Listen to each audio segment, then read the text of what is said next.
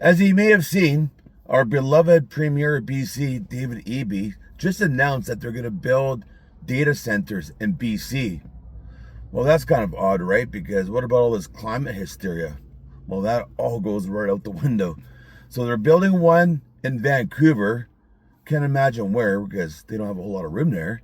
And then they're building one in Kamloops at Thompson Rivers University, presumably right on the campus. And I've gone there.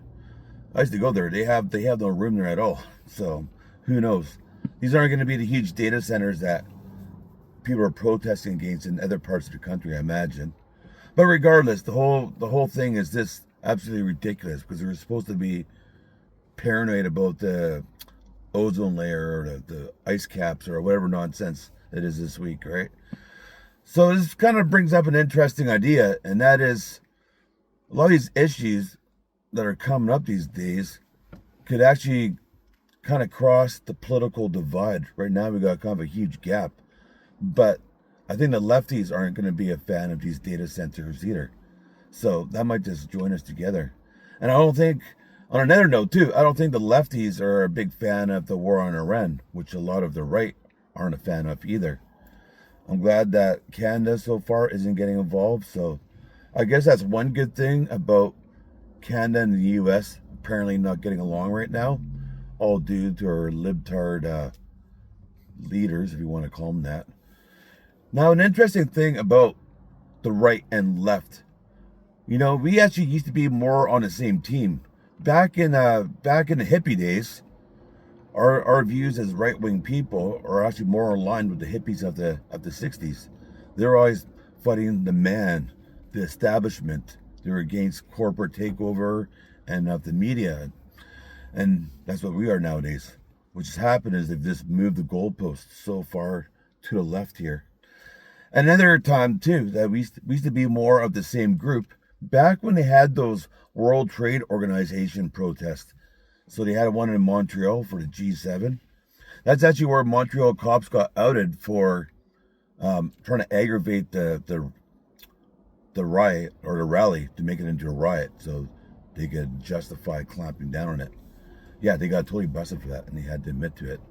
But anyways, back then, all us anti-corruption, against the man kind of people were all on the same side.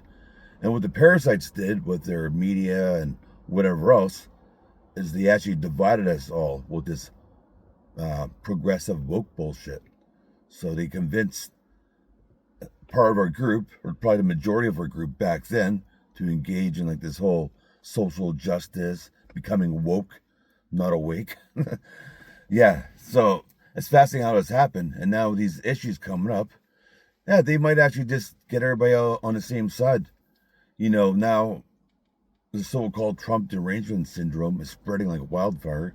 Maybe it's not a derangement syndrome. Maybe it's actually just being observant of what's going on.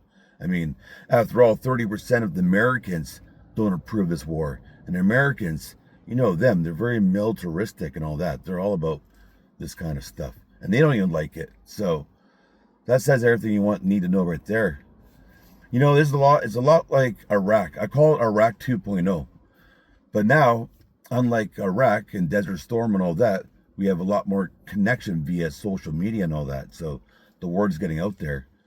All their pretenses for Iraq and all that are the same things we're hearing now, weapons of mass destruction and, the government's so bad to their people and all that, which I don't doubt. I don't disagree with that. But the world's got 2 billion Muslims in it. So there's a lot of that going on.